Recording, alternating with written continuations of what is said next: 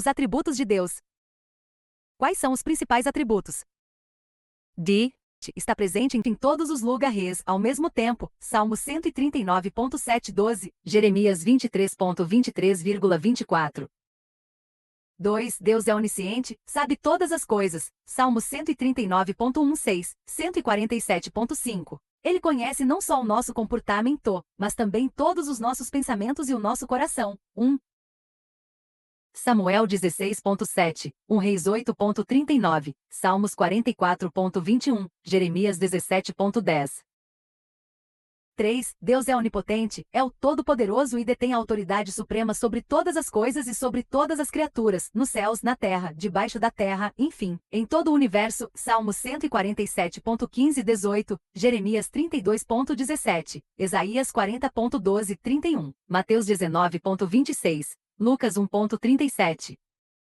Isso não significa dizer que Deus emprega todo o seu poder e autoridade em todos os momentos. Ele poderia, por exemplo, exterminar o diabo e seus demônios em um segundo. Entretanto, ele tem limitado o seu poder quando o emprega através do seu povo. Nesse caso, o seu poder depende do nosso grau de entrega e submissão a ele.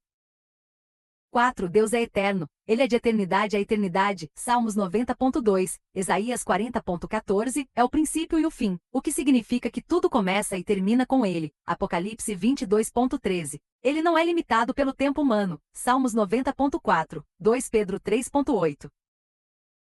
5. Deus é imutável. É inalterável nos seus atributos, na sua perfeição e nos seus propósitos para a raça humana. Números 23.19, Salmos 102.26-28, Malaquias 3.6, Hebreus 1.11,12, Tiago 1.17. Isso não significa, porém, que Deus nunca altere suas decisões de castigo por causa do arrependimento sincero dos pecadores, conforme aconteceu com os ninivitas. Jonas 3 de maio de 10. Além disso, ele é livre para atender às necessidades do ser humano e às orações do seu povo. Em vários casos, a Bíblia fala de Deus mudando uma decisão, como resultado das orações perseverantes dos seus. Números 14 de janeiro de 20, Reis 20.16. Servos. 6. Deus é perfeito e santo. Ele é absolutamente isento de pecado e perfeitamente justo. Levítico 11.44,45. Salmos 145.17. Mateus 5.48. A perfeição de Deus deu origem à perfeição de Adão e Eva, e sem pecado, Gênesis 1.31, mas com o livre direito de tomar as suas próprias decisões. Entretanto, Deus não pode pecar. Números 23.19, 2 Timóteo 2.13, Tito 1.2, Hebreus 6.18.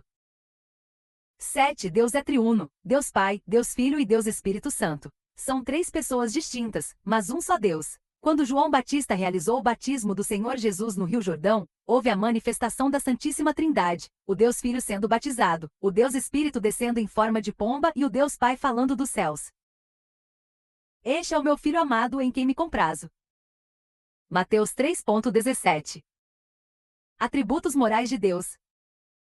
Muitas características do único e verdadeiro Deus, especialmente seus atributos morais, têm certa semelhança com as qualidades humanas, sendo, porém, evidente que todos os seus atributos existem em grau infinitamente superior aos humanos. Embora Deus e o ser humano tenham, por exemplo, a capacidade de amar, ainda assim nenhum ser humano é capaz de amar com o mesmo grau de intensidade como Deus ama.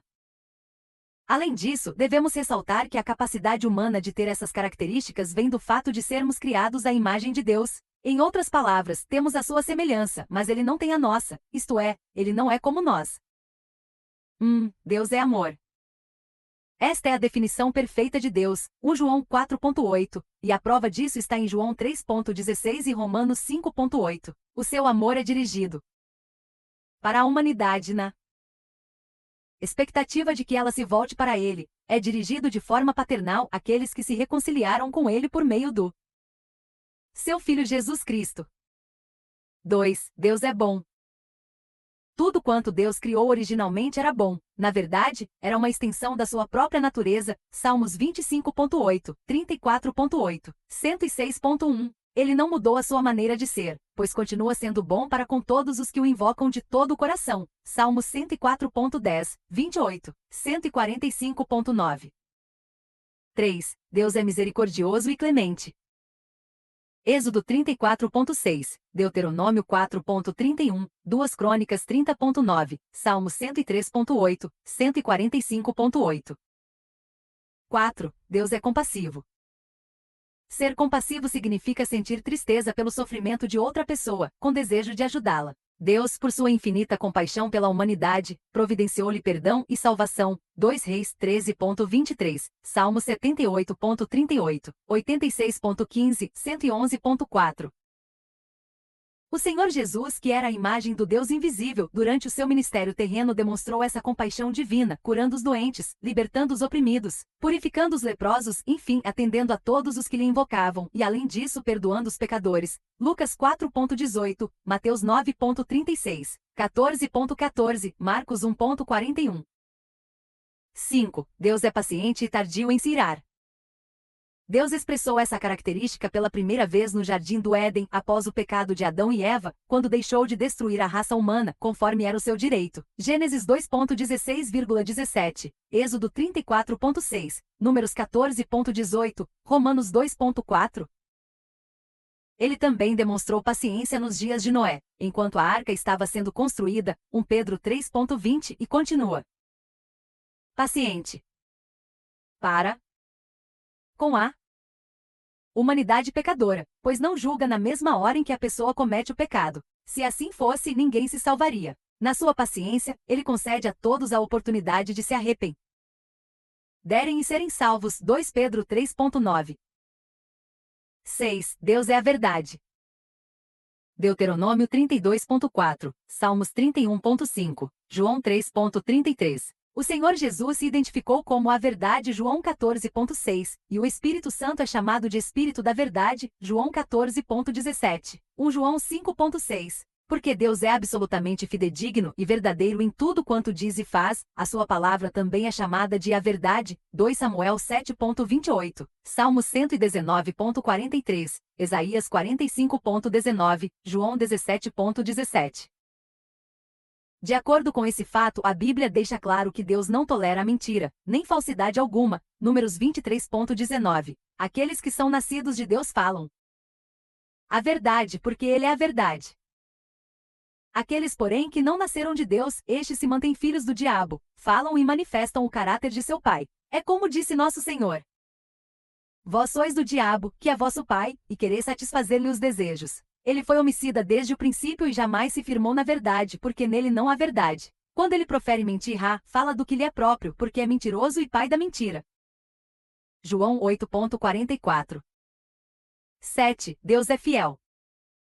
Êxodo 34.6, Deuteronômio 7.9, Isaías 49.7, Lamentações 3.23, Hebreus 10.23. Deus fará aquilo que tem prometido na sua palavra. Ele cumprirá tanto as mais de 8.000 promessas quanto as suas advertências. Números 14.32, 35, 2 Crônicas 7.14, 22, Salmos 89.33, 117.2. 8. Deus é justiça. Deuteronômio 32.4, 1 João 1.9. Muitas pessoas pensam que porque Deus é amor, não irá permitir que ninguém seja condenado à morte eterna. Mas aí está o grande amor de Deus. Ele é justiça. Ele não poderia ser amor e ao mesmo tempo ser injustiça. Não é porque ele ama o pecador que vai aturar o pecado. Não. Sua ira contra o pecado decorre do seu amor à justiça. Romanos 3.5-6, Juízes 6 de janeiro de 10. A Bíblia tem mostrado claramente que Deus tem revelado a sua ira contra todas as formas de iniquidade. Romanos 1.18, principalmente a idolatria. 1 Reis 14 de setembro de 22, a incredulidade. Salmo 78.21,22, e o tratamento injusto para com o próximo. Isaías 10.1, 4, Amós 2.6, 7. O Senhor Jesus provou o seu amor para com todos os necessitados, porém não foi complacente com os religiosos hipócritas e os vendilhões do templo. A justiça de Deus nunca se opõe ao seu amor. A Santíssima Trindade. Como podemos entender o mistério da Trindade Santíssima? O mistério significa algo que ainda não foi revelado. Assim tem sido o mistério da Santíssima Trindade. As três pessoas distintas, Deus Pai, Deus Filho e Deus Espírito Santo, estão presentes em toda a Bíblia, desde Gênesis até Apocalipse, o que significa a sua existência. Mateus 28.19, João 14.16, 2 Coríntios 13.13. Eles são eternos, têm a mesma natureza e o mesmo poder. A Bíblia nos apresenta o Deus Pai como Criador, que enviou o Deus Filho para executar a obra de salvação da humanidade. Esclarece sobre o Pai e o Filho enviando o Espírito Santo para a obra de regeneração, conservação,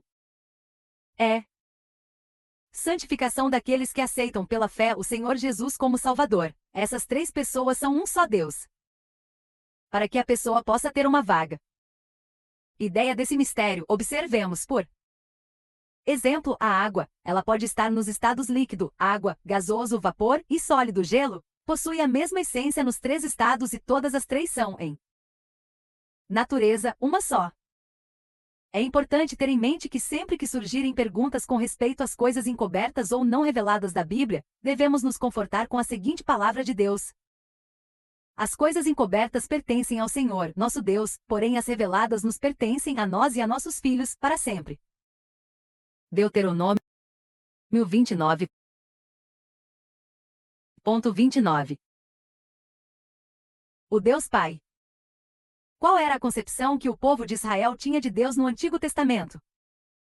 O Antigo Testamento mostra que o povo de Israel tinha a concepção de Deus como Senhor. São raras as ocasiões em que os autores sagrados davam referência a Deus como Pai. É o caso de Davi, Salmo 68.5, Isaías 9.6, 63.16, 64.8, Jeremias 3.4 e Malaquias 2.10.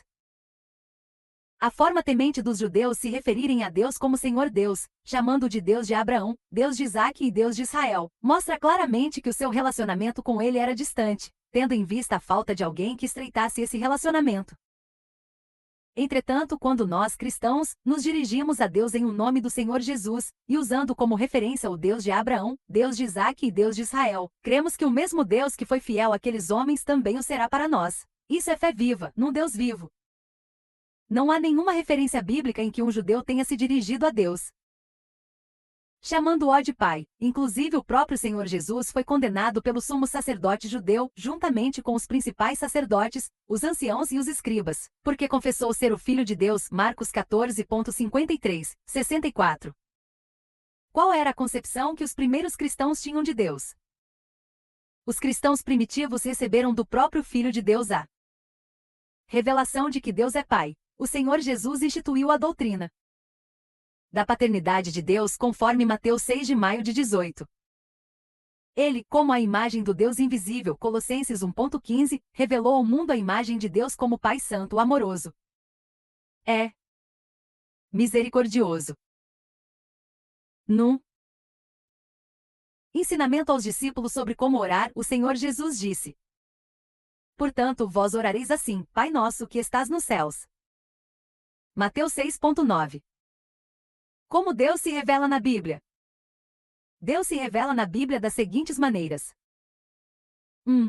Ele se revela como um ser infinito, eterno, autoexistente e a causa primária de tudo que existe. Nunca houve um momento no qual ele não existisse. Salmos 90.2. Ele existiu eterna e infinitamente antes de criar o universo finito. Ele é anterior a toda a criação no céu e na terra, está acima dela e independe dela. Colossenses 1.16, 1 Timóteo 6.16.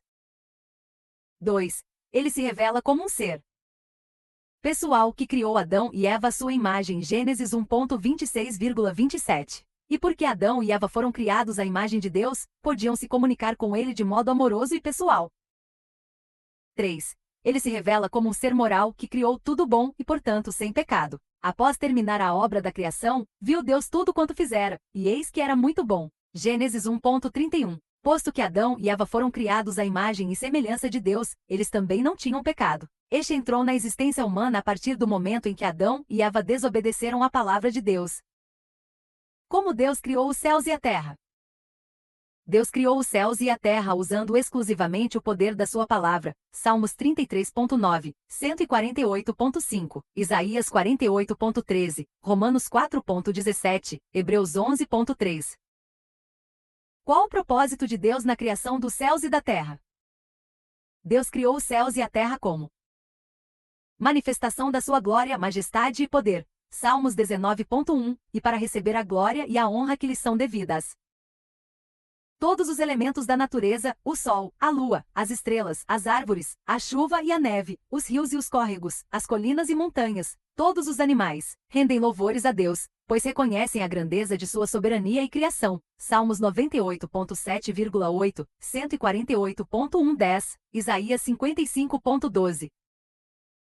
Além disso, Deus criou a terra para prover um lugar onde o seu propósito e alvos para a humanidade fossem cumpridos. Qual o propósito de Deus na criação do ser humano? Para se ter uma ideia do propósito da criação de Deus, basta-se analisar o desejo do casal de ter filhos. Mesmo desconhecendo o futuro deles, ainda assim o ser humano deseja filhos. Por quê? Ora, a resposta nos faz compreender melhor o propósito de Deus na criação do ser humano. Cremos que ele o criou para ter comunhão pessoal com ele, de forma infinitamente e inimaginavelmente melhor do que nós temos com os nossos filhos, e isso por toda a eternidade. Deus projetou o ser humano como um ser triuno, ou seja, tem corpo, alma e espírito, para que possa comunicar-se espontaneamente com ele como Senhor, adorá-lo e servi-lo com fé, lealdade e gratidão. Com que nome Deus se identificou pela primeira vez com o homem? A primeira vez que Deus revelou o seu nome para o ser humano foi no Monte Sinai, quando, em meio à sarça ardente, ele se manifestou para Moisés. Naquela oportunidade, Moisés lhe perguntou: Eis que quando eu vier aos filhos de Israel e lhes disser, o Deus de vossos pais me enviou a vós outros, e eles me perguntarem, qual é o seu nome? Que lhes direi? Disse Deus a Moisés, eu sou o que sou. Disse mais, assim dirás aos filhos de Israel, eu sou me enviou a vós outros. Êxodo 3.13,14. De fato, eu sou o que sou não é exatamente um nome, mas sim uma expressão que exprime ação. Em outras palavras, Deus estava dizendo a Moisés, quero ser conhecido como Deus que está presente e ativo. A expressão, eu sou o que sou no original hebraico é YHWH. É impronunciável pelo fato de não haver vogal. Por essa razão, os auto-ressagrados acrescentaram as vogais A e transformando o nome YHWH em Yahvé. Por volta do século XII, um monge católico transformou Yahvé em Jeová. Este nome, entretanto, é totalmente antibíblico, pois foge do sentido da raiz da palavra no original hebraico. As melhores versões da Bíblia desconhecem totalmente o nome Jeová, pois ele é tão contrário à fé cristã quanto aqueles que têm sido testemunhas de Jeová. De fato, o nome de Deus nunca foi revelado antes da vinda do Senhor Jesus. Para o povo de Israel, Deus era considerado apenas como Senhor que realizava tudo. Eis alguns exemplos disso. 1. Yahvé Shaddai para o Deus Todo-Poderoso, Êxodo 6.3. 2. Yahvé Jiré para o Senhor proverá, Gênesis 22.14. 3. Yahvé Shalom para o Senhor é paz, Juízes 6.24. 4. Yahvé Shammah para o Senhor está ali, Ezequiel 48.35. 5. Yahvé Nissi para o Senhor é minha bandeira, Êxodo 17.15. 6. Yahvé Elohim para Senhor Deus, Êxodo 23.17. O Deus Filho, Senhor Jesus Cristo. Como a Bíblia revela a humanidade do Senhor Jesus Cristo?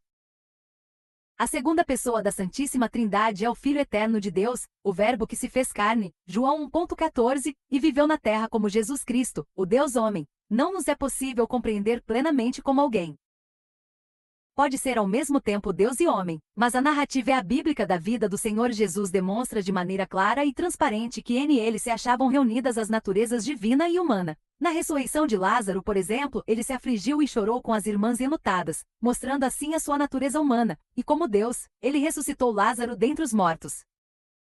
O Senhor Jesus Cristo, desde a eternidade, é Deus e o será para sempre. Como Filho de Deus se fez homem ao encarnar, ou seja, revestiu-se de corpo e alma humanos, tendo milagrosamente nascido da Virgem Maria, pelo poder do Espírito Santo. É claro que Maria deixou de ser virgem após o nascimento de Jesus, tendo em vista ter gerado outros filhos. Mateus 12.46,47. O Senhor Jesus deixou sua glória divina e viveu na terra, como homem entre os homens. No entanto, ele nunca deixou de ser Deus, foi Deus e homem ao mesmo tempo. Filipenses 2:5, 8. Ele ressuscitou dentre os mortos e ascendeu aos céus, onde está sentado à direita do Deus Pai, intercedendo por nós. Romanos 8:34, Hebreus 10:12. Como a Bíblia mostra a divindade do Senhor Jesus Cristo? A Bíblia apresenta muitas provas da divindade de Jesus Cristo. Repetidas vezes os autores sagrados o chamam de Deus. Isaías 9:6, João 1:1, 20:28, Atos 20:28, Tito 2:13, 2 Pedro 1:1 e 1 João 5:20. 2. A Bíblia lhe confere poderes e atributos que correspondem somente a Deus. A existência eterna, Isaías 9:6, Miqueias 5:2, João 1:2. B. Onipotência, Mateus 28:28. Apocalipse 1:8.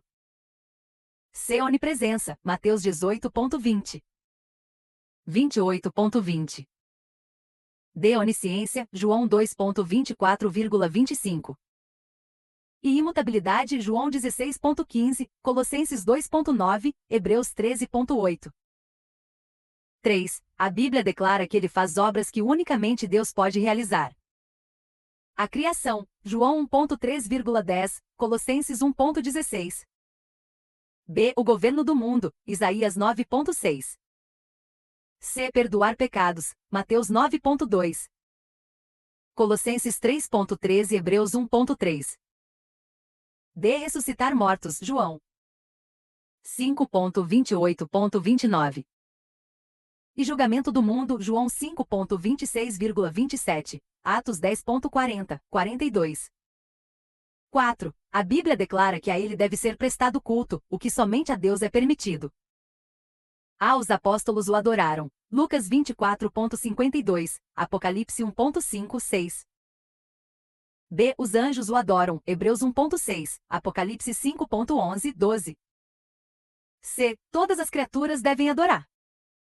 Lo. Apocalipse 5:13. 5. As Escrituras Sagradas mostram que o Senhor Jesus fez declarações tão grandiosas em relação a si mesmo, que só Deus poderia fazer. Declarou claramente que era Deus, João 5:23, 10:30, 14:10. 2. Pedi a quem o seguisse tal amor e serviço que de direito só poderiam ser prestados a Deus, Mateus 10:37,38, 16:25, Lucas 14:26. B. Pedi a quem o seguisse tal amor e serviço que de direito só poderiam ser prestados a Deus, Mateus 10:37,38, 16:25, Lucas 14:26. Quais são os nomes e títulos dados ao Senhor Jesus Cristo no Novo Testamento que revelam a sua natureza e trabalho? Jesus significa Salvador, Mateus 1:21. 2. Cristo, em hebraico significa Messias e em grego, ungido de Deus, Mateus 16:16, João 1:41. 3. Emanuel significa Deus conosco, Mateus 1:23. 4. O Senhor, no Novo Testamento corresponde a YHWH do Antigo Testamento, um dos nomes de Deus, Lucas 2:11, Filipenses 2:11. 5. O Verbo significa em grego a palavra. É uma designação que mostra o Senhor Jesus como aquele que revela Deus ao mundo, João 1:1,14, Apocalipse 19:13. 6. O filho de Davi é o seu nome judaico, caracterizando a sua descendência do rei ideal de Israel, a quem foi prometido um reino eterno, Mateus 9:27, 21:9. 7. O Filho do Homem. Este título significa que sua relação com a humanidade era sobrenatural e única. Era um título que se aplicava pelos romanos ao imperador, significando também o maior entre os homens, Marcos 8:38, Lucas 19:10. 8. O Filho de Deus é aplicado com profunda reverência, tanto pelos outros quanto por ele mesmo, Mateus 26:63, João 9:35, 37, indica a sua relação única com Deus, num sentido mais elevado do que se entende quando alguém é chamado filho de Deus. Mateus 3,17, Marcos 5,7, Lucas 1,35, João 16,28, 17 de janeiro de 25, Atos 9,20, Romanos 8,3, 1 João 4,9. Porque o Senhor Jesus Cristo teve que vir ao mundo, morrer por nós. Deus é perfeitamente santo e puro, e nele não há um mínimo de erro. Para se ter comunhão com ele, é necessário ter a sua natureza pura e santa. Daí a razão pela qual o Senhor criou o ser humano à sua imagem e semelhança. Se ele pecasse, perderia essa imagem e semelhança de Deus, e não poderia mais estar na sua presença. Além disso, está escrito na lei de Deus: a alma que pecar, essa morrerá. Ezequiel 18,4. Isto é, estará eternamente separada do Criador. Mas por outro lado, também está escrito que sem derramamento de sangue não há remissão. Hebreus 9,22. Por quê? Porque a vida da carne está no sangue. Eu vou-lo tenho dado sobre o altar para fazer expiação pela vossa alma, porquanto é o sangue que fará expiação em virtude da vida. Levítico 17,11. Quando o homem caiu em tentação, transgrediu a lei de Deus, por isso foi expulso da sua presença e começou a gerar filhos com a sua natureza pecaminosa. Ora, quem poderia oferecer um sangue puro e inocente, para substituir o contaminado? Em todo o mundo não houve um só que pudesse dar a sua vida em favor da humanidade. Então, Deus teve que enviar o seu próprio Filho em carne, sujeito a todas as condições humanas, para ainda assim viver uma vida perfeita e sem pecado, para que pudesse servir como substituto do ser humano. O Senhor Jesus Cristo veio e satisfez todas as condições da lei de Deus. Daí a razão pela qual ele é o Cordeiro de Deus, que tira o pecado daquele que em ele crê de todo o seu coração. João 1,29. O ser humano só poderá voltar a ter a imagem e a semelhança de Deus, e a ter comunhão com ele, através do Senhor Jesus Cristo, que é a única porta. Sem ele não há nem perdão nem salvação. Ainda que as pessoas sejam boas, honestas, sinceras e caridosas, se quiserem a vida eterna terão que aceitar e viver de acordo com a palavra do Senhor Jesus. O Espírito Santo convence o pecador, mas é o Senhor Jesus quem o perdoa e o salva. O Deus Espírito Santo. Como a Bíblia revela a pessoa do Espírito Santo? O Espírito Santo é revelado como pessoa e com sua própria individualidade. 2 Coríntios 3,17,18, Hebreus 9,14, 1 Pedro 1,2. Ele é uma pessoa divina, como o Pai e o Filho. Mateus 3,16, 17, Atos 5,3, 4. Não é mera influência ou poder. Ele tem atributos pessoais, a saber: A. Ele pensa, Romanos 8,27. B. Ele sente, Romanos 15,30. Ele determina, 1 Coríntios 12,11. Qual o termo empregado na Bíblia para espírito? No original hebraico, o termo usado para espírito é rua, que às vezes é traduzido por vento e sopro. Sendo assim as referências no Antigo Testamento ao sopro de Deus e ao vento da parte de Deus, Gênesis 2,7, Ezequiel 37,9, 10, 14, também podem referir-se à obra do Espírito de Deus. Qual a obra do Espírito Santo no Antigo Testamento? A Bíblia descreve várias atividades do Espírito Santo sob a Antiga Aliança, isto é, no Antigo Testamento. 1. Segundo Gênesis 1,2, o Espírito Santo preparou tudo para que a palavra criadora de Deus desse forma ao mundo, tanto o Verbo de Deus, ou seja, a segunda pessoa da Trindade, Jesus Cristo, quanto o Espírito de Deus foram agentes na criação. O Espírito Santo desempenhou um papel ativo na obra da criação. Ele é descrito como pairando, ou seja, movimentando-se sobre a criação, preservando-a e preparando-a para as atividades criadoras de Deus. Por isso o salmista testifica do papel do Espírito Santo quando diz: os céus por sua palavra se fizeram, e pelo sopro, rua, de sua boca, o exército deles. Salmos 33,6. Além disso, o Espírito Santo continua a manter e sustentar a criação. Jó 33,4. Salmos 104,30.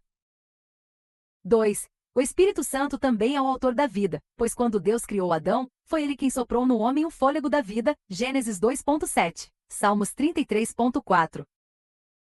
3. Também foi o Espírito Santo o agente ativo na transmissão dos pensamentos de Deus para o povo de Israel. Ele ensinava aos filhos de Israel no deserto. Neemias 9:20. Quando os salmistas compunham os seus cânticos, faziam-no mediante o Espírito do Senhor. 2 Samuel 23:2, Atos 1:16-20, Hebreus 3 de julho de 11.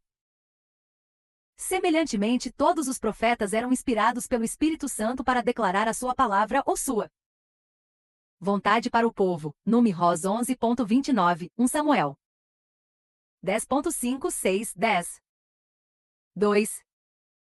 Crônicas 20.14, 24.19,20 Neemias 9.30, Isaías 61.13, Miqueias 3.8, Zacarias 7.12, 2 Pedro 1.20,21. O profeta Ezequiel ensina que os falsos profetas seguem o seu próprio espírito. Ezequiel 13.3, ao invés de andarem segundo o Espírito de Deus. O Espírito Santo não está, não. Esteve e muito menos estará sujeito aos limites de atuação de acordo com as doutrinas humanas, pois já aconteceu de vir ele sobre alguém que não tinha relacionamento nenhum com Deus, mas que foi usado para entregar uma mensagem verdadeira ao povo. Números 24.2.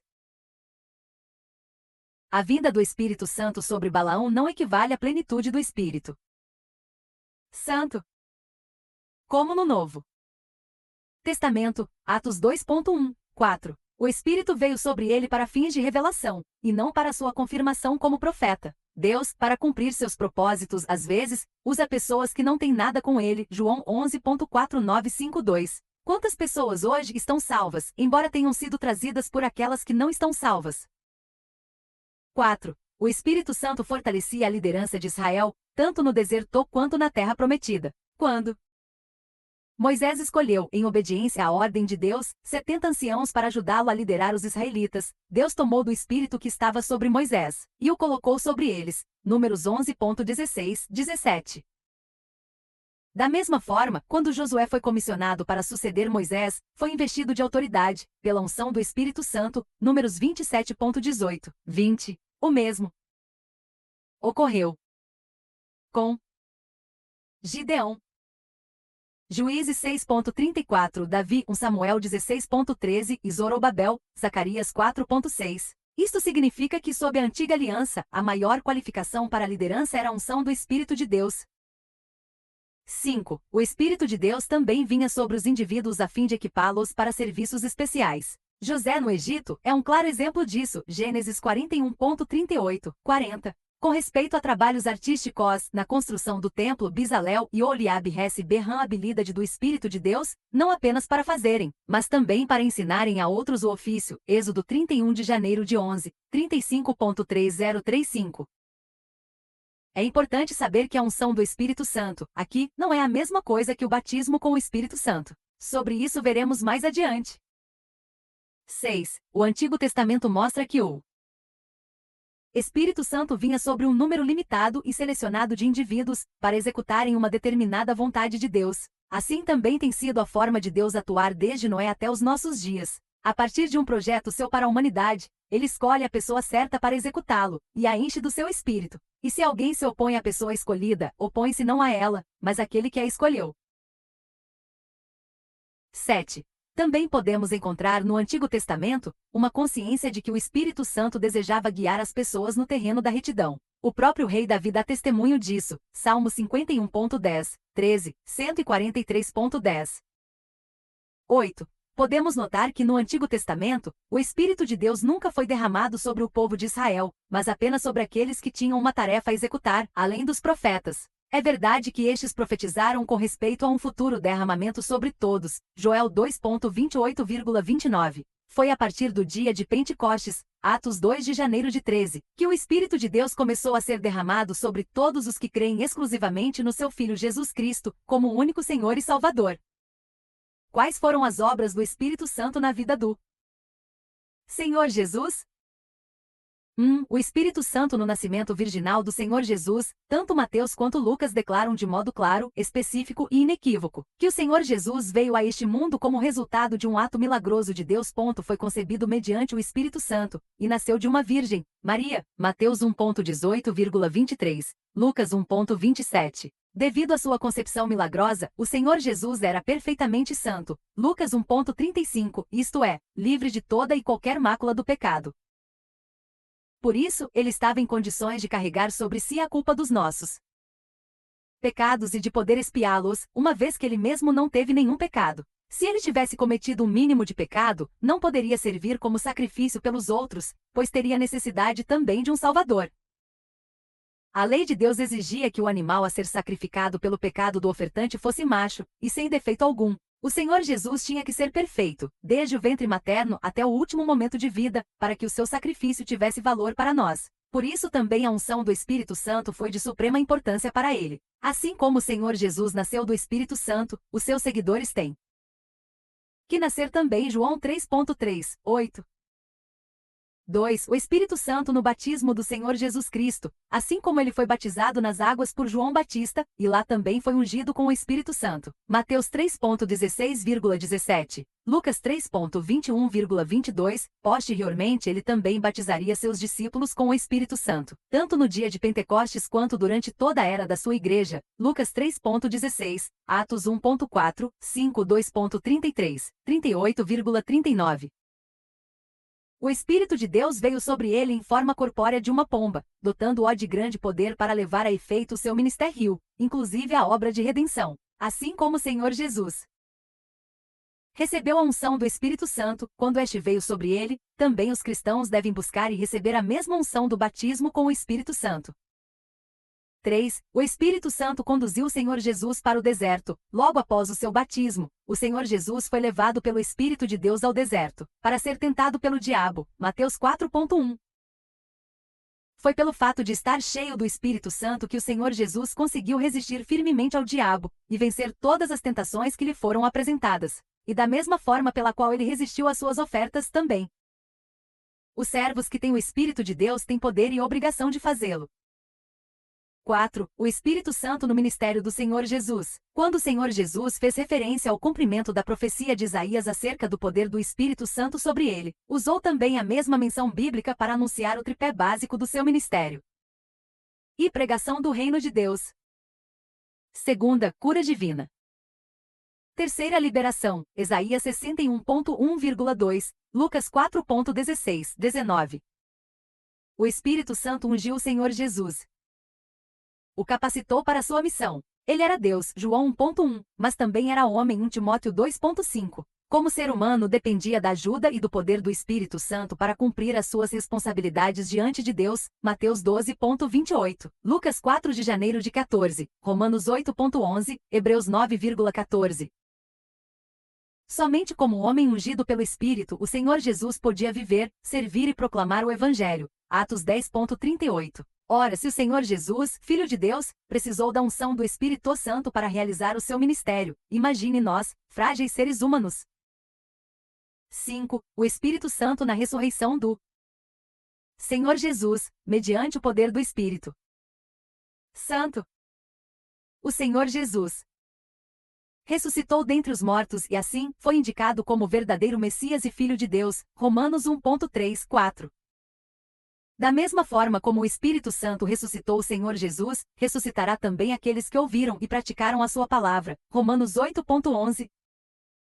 6. O Espírito Santo após a ascensão do Senhor Jesus, depois da sua ressurreição, o Senhor Jesus subiu ao céu e assentou-se à direita do Deus Pai, como seu corregente. Marcos 16,19, Efésios 1,21, Pedro 3,22, e da parte do Pai, ele começou derramando o Espírito Santo sobre os seus discípulos em Pentecostes, conforme sua promessa, João 16 de julho de 14, e em todo o decurso da história da Igreja, Atos 2,33, Efésios 4 de agosto de 10, proclamando, assim, o seu senhorio como rei, sumo sacerdote e profeta.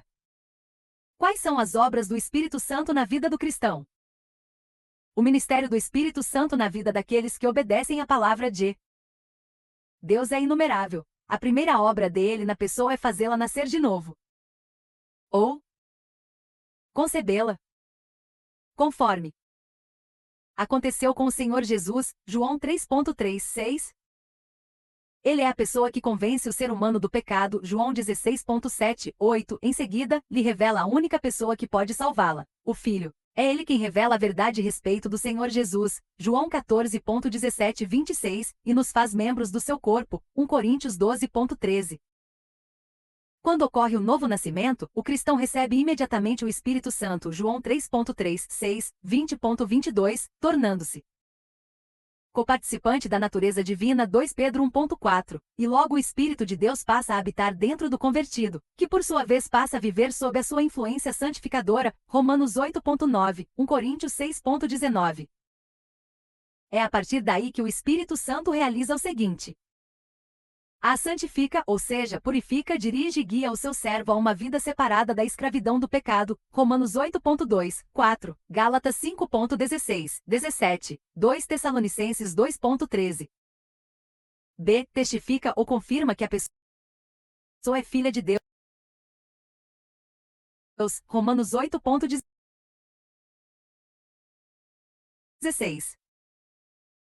C. Ajuda-nos na adoração a Deus, Atos 10,45,46, Romanos 8,26,27.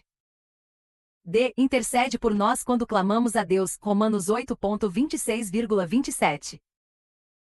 E forma em nós o caráter do Senhor Jesus Cristo, Gálatas 5,22,23, 1 Pedro 1,2. F. Ensina e nos guia em toda a verdade, João 16,13, 14,26, 1 Coríntios 2 de outubro de 16. G. Revela o Senhor Jesus e nos conduz a uma estreita comunhão com Ele, João 14,16, 18, 16,14. H. Derrama sobre nós o amor de Deus.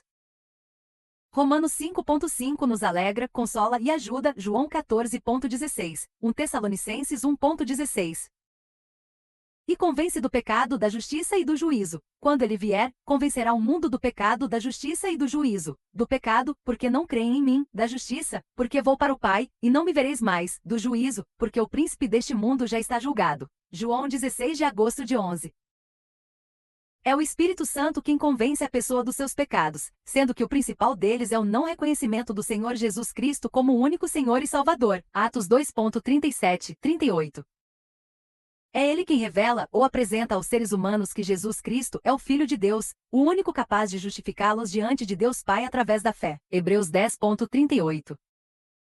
É ainda a obra do Espírito Santo convencer os homens da derrota de Satanás na cruz do Calvário. João 12,31, 16,11. J. Capacita os seguidores do Senhor Jesus para realizarem a sua obra e darem testemunho dele. É impossível realizar a vontade do Senhor Jesus sem a direção, unção, poder, enfim, o revestimento do seu Espírito. É isso que significa o batismo com o Espírito Santo. Ele regenera, João 3,3, e habita no cristão, João 14,17, Romanos 8,9, 1 Coríntios 6,19. O que é, e como acontece a regeneração pelo Espírito Santo? Regeneração é um novo nascimento, realizado pela água e pelo Espírito Santo, João 3,5. Sem um novo nascimento ninguém poderá nem ver o reino de Deus, nem entrar nele, João 3,3. A regeneração é uma das doutrinas fundamentais da fé cristã, Tito 3,4,6, é o novo nascimento espiritual. A obra regeneradora do Espírito Santo é realizada após o arrependimento dos pecados, e tem o seu procedimento da seguinte maneira: o pecador ouve a palavra de Deus, a palavra é a água que lava os pensamentos fúteis e inúteis, e então, mediante a pregação do Evangelho, o Espírito Santo convence dos pecados. Em seguida, o pecador se arrepende. Quer dizer, abandona totalmente os pecados, e o Espírito Santo envolve sobremaneira, tornando-o uma nova criatura. Esse envolvimento do Espírito Santo é justamente a obra de regeneração. Ela significa uma mudança radical da antiga vida em uma nova vida de obediência à palavra do Senhor Jesus. 2 Coríntios 5,17, Efésios 4,23,24, Colossenses 3,9 e 10. Quando acontece esse maior milagre da regeneração, ou do novo nascimento, automaticamente a pessoa fica liberta da escravidão do pecado. Romanos 6,14 deixa o seu mau gênio, seus vícios e seus desejos de satisfazer a sua própria vontade para então buscar através de uma comunhão íntima com o Espírito de Deus a realização da sua santa vontade. Antes da regeneração, o ser humano vivia em função de si e de sua família, mas depois do seu novo nascimento, ele vive para servir a Deus, pois o seu prazer está na lei do Senhor. Salmos 1,2. Como aconteceu a regeneração dos primeiros discípulos do Senhor Jesus? Quando o Senhor Jesus soprou o Espírito Santo sobre os discípulos no dia da sua ressurreição, aquilo não significou a mesma coisa que ocorreu no dia de Pentecostes. Por quê? Porque ele havia determinado aos seus discípulos que não se ausentassem de Jerusalém até que recebessem a promessa do Pai. Ou seja, o batismo com o Espírito Santo, Atos 1,4-5. E quando o Senhor Jesus falou isso, ele já havia soprado o seu Espírito sobre eles. Portanto, uma coisa foi o sopro do Senhor sobre eles, e outra foi o batismo com o Espírito Santo, que ocorreu pela primeira vez no dia de Pentecostes. E o que significou aquele sopro do Senhor Jesus sobre seus discípulos? A frase soprou sobre eles, João 20,22, refere-se à regeneração ou o novo nascimento deles. A palavra grega traduzida por soprou é a mesma usada na tradução grega do Antigo Testamento, onde Deus lhe soprou nas narinas o fôlego de vida, e o homem passou a ser alma vivente. Gênesis 2,7. O mesmo verbo também é usado quando o Senhor disse para o profeta: Vem dos quatro ventos, ó Espírito, e assopra sobre estes mortos, para que vivam. Ezequiel 37,9. Isso significa dizer que da mesma forma como Deus passou vida para Adão com seu fôlego, também o Senhor Jesus passou uma vida nova para os seus discípulos, fazendo-os nascer de novo, pelo sopro do seu Espírito sobre eles. Antes do novo nascimento dos discípulos, estes criam em Jesus como Messias. Conviviam com os milagres que ele realizava diante de seus olhos, e isso facilitou a sua crença nele. O mesmo tem acontecido com muitos que estão na igreja, e até são obreiros, simplesmente por quê? Foram beneficiados por um milagre, ou viram acontecer milagres na vida de outras pessoas. Não podemos considerar nunca que este seja o sinal do novo nascimento ou regeneração. Mais tarde, muitas dessas mesmas pessoas se acham até manifestando demônios. Não conseguem entender por que aconteceu a possessão.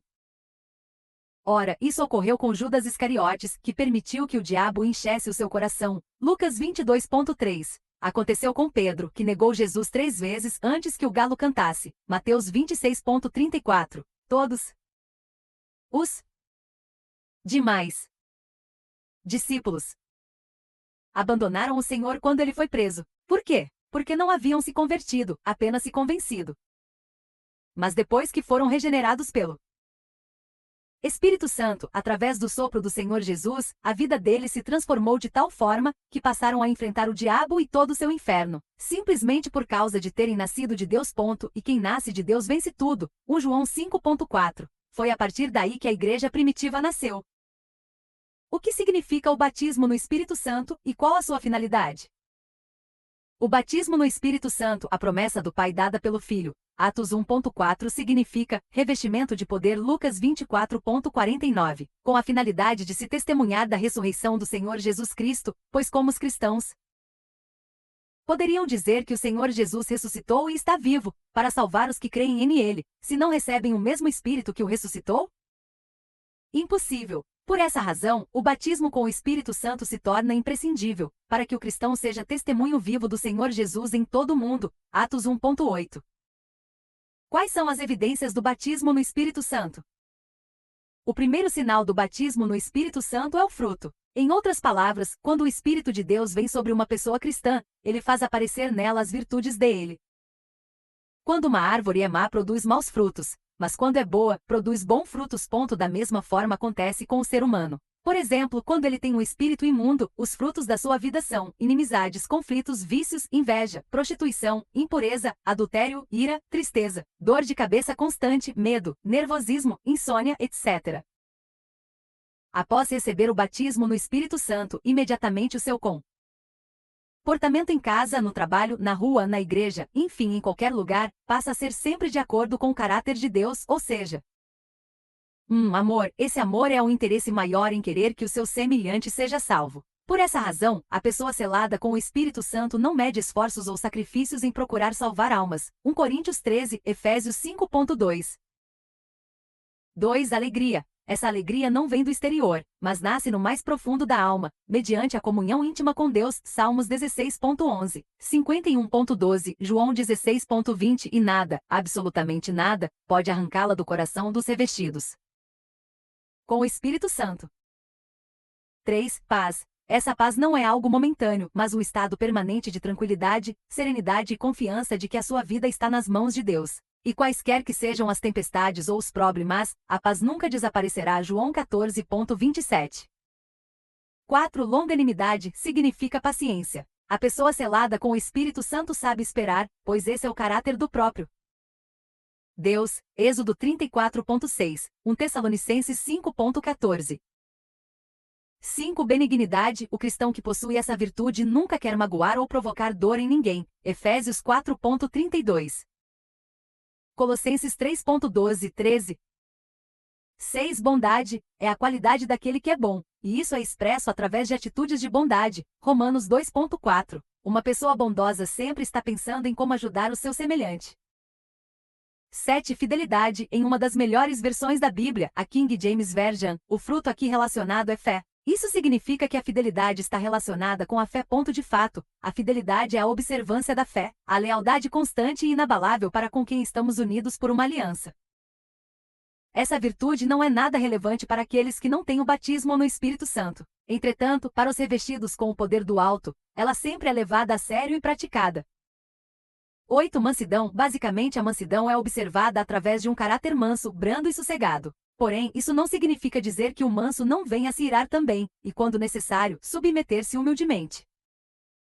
Ora, o manso pode ser definido como uma pessoa bastante equilibrada que sabe se comportar. Moisés foi um exemplo de mansidão, Números 12.3, o que não significa dizer que ele se mantivesse brando diante da rebelião do povo. Pelo contrário, nessa ocasião ele reagia e tomava decisões enérgicas. O Senhor Jesus, que era manso e humilde de coração, Mateus 11.29, também reagiu diante dos vendilhões do templo, Mateus 21.12,13. 9. Domínio próprio. É a virtude de Deus que nos dá poder para dominar o nosso próprio ser, Provérbios 16.32, nossas paixões, desejos,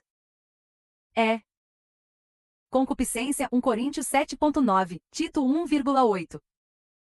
O segundo sinal do batismo no Espírito Santo é o falar em outras línguas. Isso era comum entre os primeiros cristãos.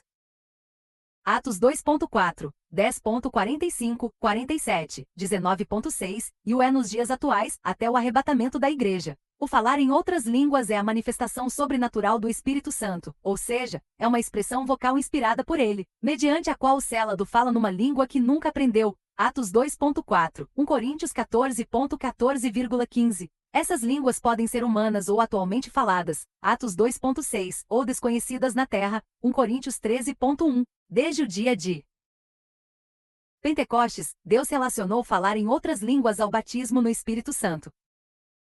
Tanto os 120 no dia de Pentecostes, quanto os demais beatizados tiveram uma confirmação física de que realmente receberam o batismo no Espírito Santo. O falar em outras línguas é descrito como um dos dons concedidos pelo Espírito Santo, 1 Coríntios 12 de abril de 10. Este dom tem dois propósitos principais. 1. O falar em outras línguas seguido de interpretação dada pelo Espírito Santo. Isso ocorre para fim exclusivo de edificação espiritual de toda a igreja. 1 Coríntios 14 de maio de 17, e não individual. 2. Falar em outras línguas para dirigir-se Deus nas suas devoções particulares e, desse modo, edificar a própria vida espiritual. 1 Coríntios 14,4. Todos os que falam em línguas são batizados com o Espírito Santo? Não, todos os que são batizados no Espírito Santo falam em outras línguas, porém nem todos os que falam em línguas são realmente batizados no Espírito Santo.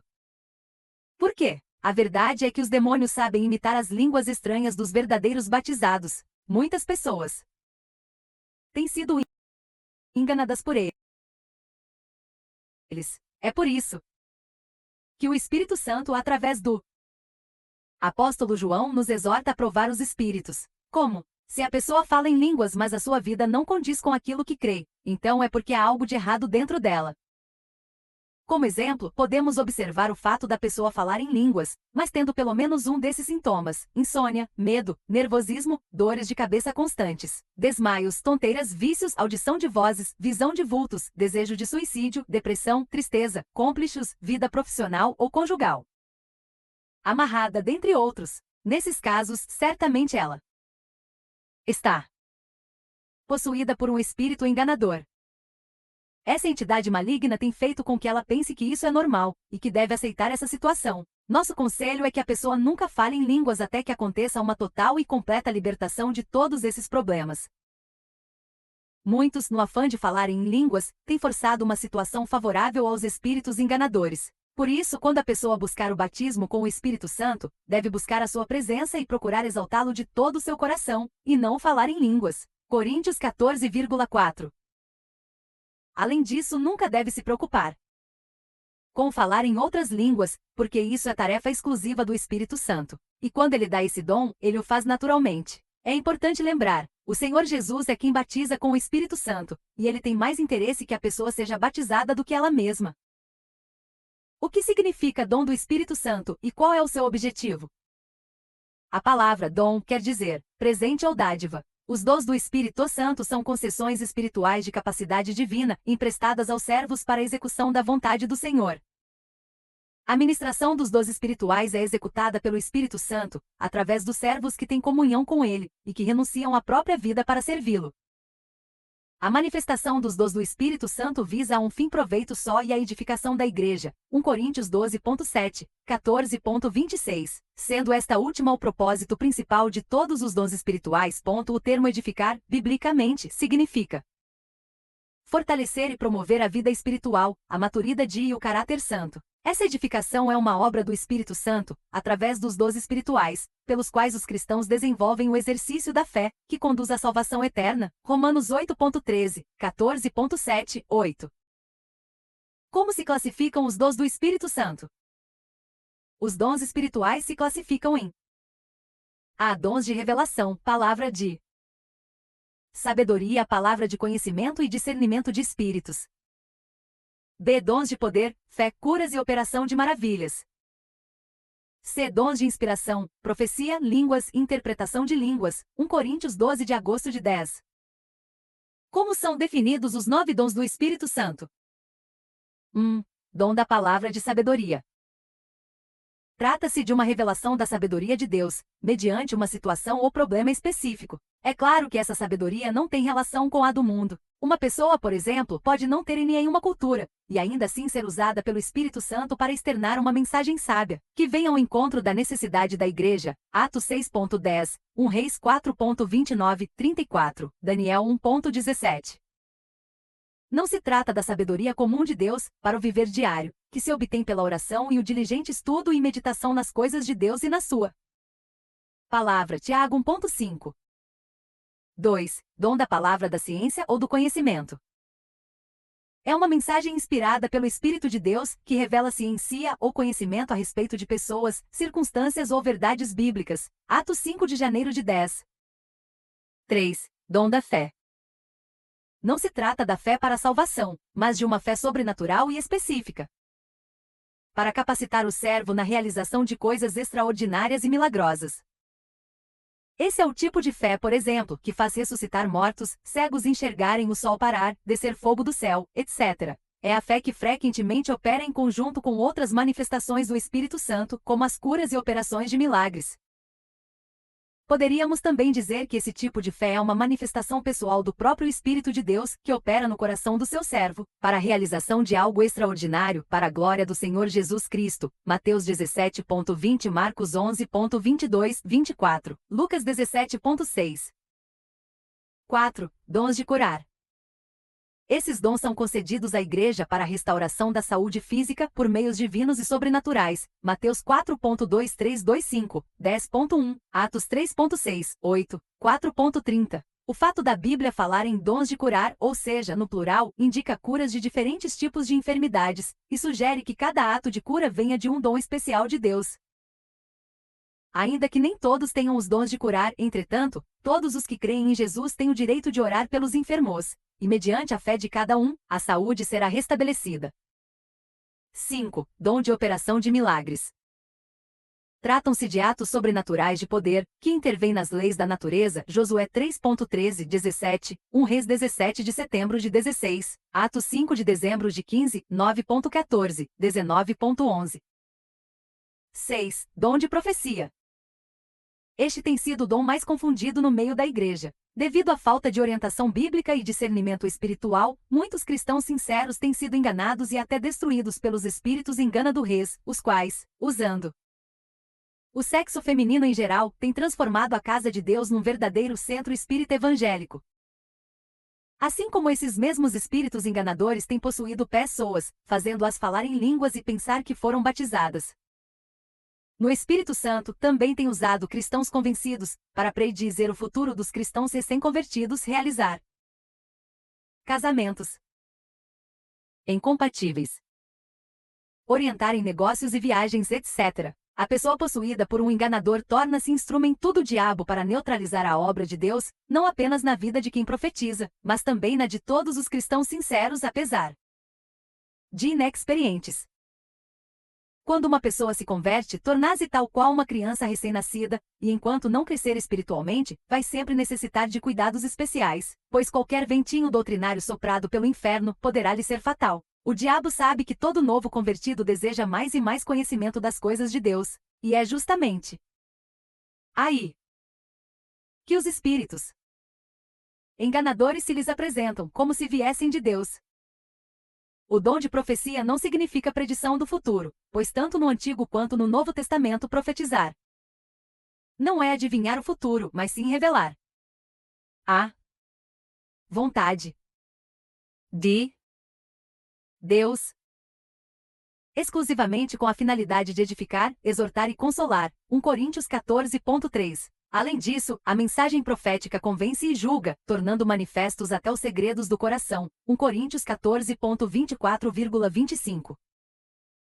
Na orientação que recebemos da Bíblia, o Espírito Santo diz: porque todos podereis profetizar, um após outro, para todos aprenderem e serem consolados. 1 Coríntios 14.31. Isso sugere que o dom da profecia tem a finalidade de ensinar também. Quando o profeta Ezequiel recebeu ordem de Deus para profetizar aos ossos secos, ele ministrou, pregou, anunciou a palavra de Deus àqueles ossos secos. A partir daí, eles se tornaram um grande exército de cadáveres. Em seguida, o Senhor lhe ordenou que profetizasse novamente, para que entrasse neles o Espírito, para que voltassem à vida. Quer dizer, à medida que ele profetizava, acontecia exatamente aquilo que determinava, o que significa dizer que a profecia, isto é, a palavra de Deus, transmite vida. Em outras palavras, profetizar é anunciar a palavra de Deus. Ezequiel 37.1, 14. Um outro fator que também deve ser bem observado é que não há profeta infalível. Por mais santo e usado por Deus, ainda assim o homem é homem, portanto sujeito a erros. Por isso, é muito importante que toda e qualquer profecia seja julgada e conferida de acordo com a palavra de Deus. 1 Coríntios 14.29, 1 Tessalonicenses 5.20,21, 1 João 4.1. O dom de profecia se manifesta segundo a vontade do Espírito Santo, e não segundo a vontade do homem. Não há no Novo Testamento um só texto mostrando que a igreja primitiva buscasse revelação ou orientação dos profetas. A mensagem profética ocorria na igreja somente quando Deus tomava o profeta para isso. 1 Coríntios 12.11. 7. Dom de discernimento de espíritos. Trata-se de uma capacidade conferida pelo Espírito de Deus para que o servo possa detectar, identificar e julgar os espíritos. Isso. Importante. É. Profundamente. Especificamente. Nestes últimos tempos, quando muitos espíritos têm saído pelo mundo afora, trazendo uma série de doutrinas que não correspondem aos ensinamentos da palavra de Deus. 1 João 14.1. Inclusive, o servo a quem é conferido esse dom é capacitado para identificar as falsas profecias. O Senhor Jesus deixou claro que nos últimos dias muitos seriam enganados. Mateus 24,5. Também o Espírito Santo revela claramente que haverá nos últimos tempos uma rebeldia organizada contra a fé cristã. 1 Timóteo 4,1. 8. Dom de variedades de línguas. As variedades de línguas, como manifestações sobrenaturais do Espírito Santo, podem ser a romanas, tratam-se das línguas dos homens, Atos 2 de abril de 11. B. Estranhas, tratam-se de línguas desconhecidas na terra, como por exemplo a língua dos anjos, 1 Coríntios 13,1. Deve-se considerar que as línguas estranhas, quando não interpretadas, só beneficiam aquele que fala, 1 Coríntios 14,4. Mas quando seguidas de interpretação, edificam toda a igreja, 1 Coríntios 14,5, e sendo assim, o dom de línguas passa a ter a mesma importância que o dom de profecia.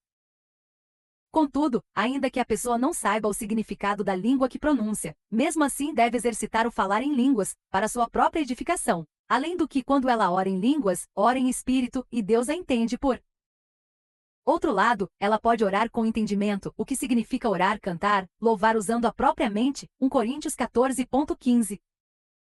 9. Dom de interpretação de línguas. Trata-se de uma capacidade dada pelo Espírito Santo ao servo, para interpretar as línguas estranhas. A mensagem interpretada vai ao encontro da necessidade de toda a igreja, e não particularmente para uma pessoa. 1 Coríntios 14,5,12,26. O pecado. O que é pecado? Basicamente, pecado é a transgressão ou desobediência à palavra de Deus. Também podemos considerar os seguintes itens relativos à peça do A. Insubmissão à palavra de Deus, Romanos 1,18-25, 8,7. B. Inimizade contra ele, Romanos 5.810, 8,7, Colossenses 1,21. C. Desobediência, Romanos 11,32, Gálatas 3,22, Efésios 2,2, 5,6. D. Apartar-se voluntariamente do bem e inclinar-se para o mal, submeter-se à vontade do diabo. F. Egoísmo. G. Qualquer transgressão da lei de Deus. H. Qualquer coisa contrária ao seu caráter. Como o pecado entrou na raça humana e quais foram as consequências? A morte moral consistiu na morte da vida de Deus dentro deles, quando a natureza de ambos se tornou imunda e impediu a presença de Deus. Já a morte espiritual destruiu a comunhão que antes tinham com ele.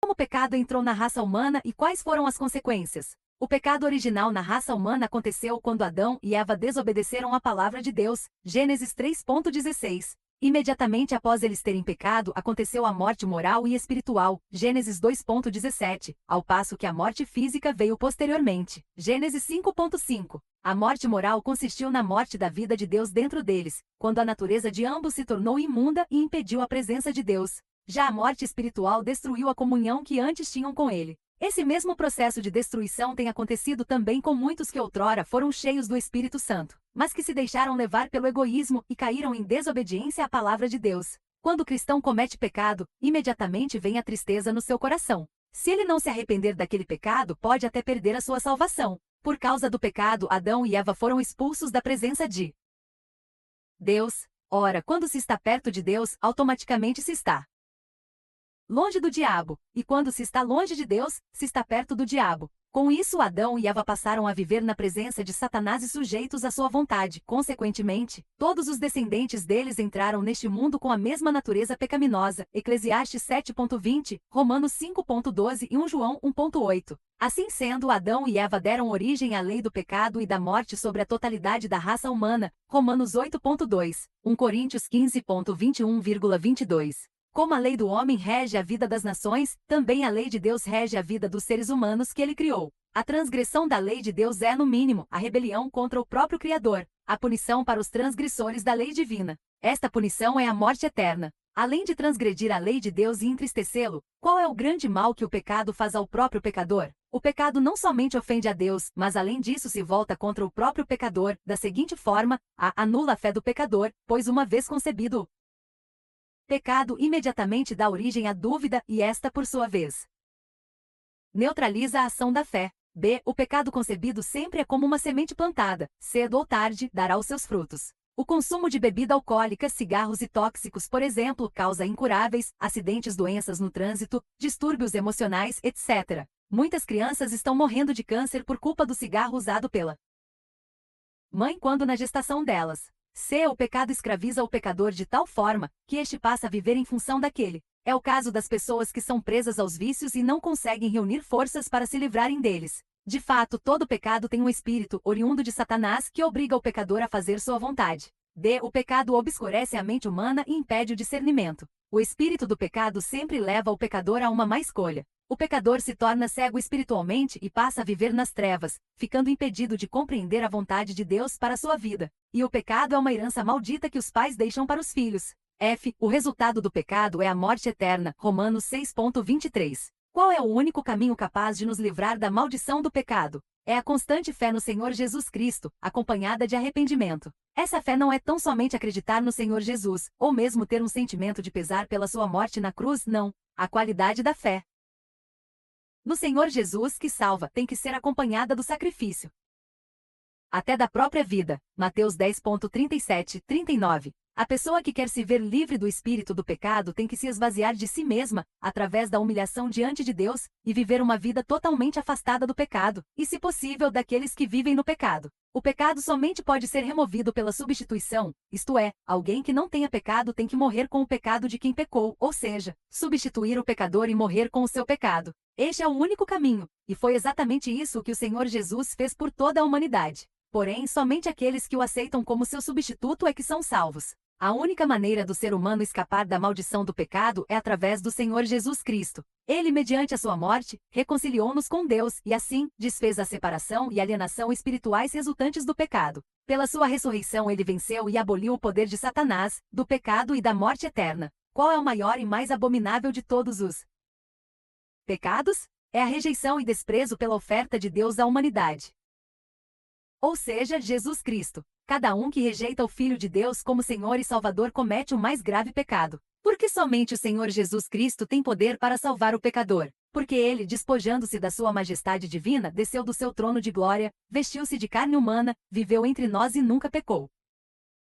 Assim sendo, adquiriu condições de assumir a culpa dos pecadores e levar seus pecados consigo para a morte. Por não ter cometido nenhum pecado, ele foi o único que poderia ser sacrificado pelos pecadores. Nos sacrifícios judaicos, quando alguém pecava, era obrigado a trazer um animal macho e sem defeito, para ser sacrificado em seu favor. A morte do animal substituía a morte do pecador e significava a morte do pecado do ofertante. Ora, foi exatamente isso que ocorreu com o Senhor Jesus. Ele tomou os nossos pecados em seu corpo e morreu com eles. Isaías 53:17. Quer dizer, com a sua morte, o Senhor Jesus pôde cancelar todos os pecados daqueles que o aceitavam como seu substituto na morte. Por isso mesmo, ele é o Salvador daqueles que o têm assumido como Senhor. Romanos 5 de dezembro de 21. Houve ou há alguma pessoa, além do Senhor Jesus Cristo, que não tenha pecado na história da humanidade? Não. A Bíblia garante que todos pecaram e carecem da glória de Deus. Salmos 14:13, Romanos 3:10, 12,23.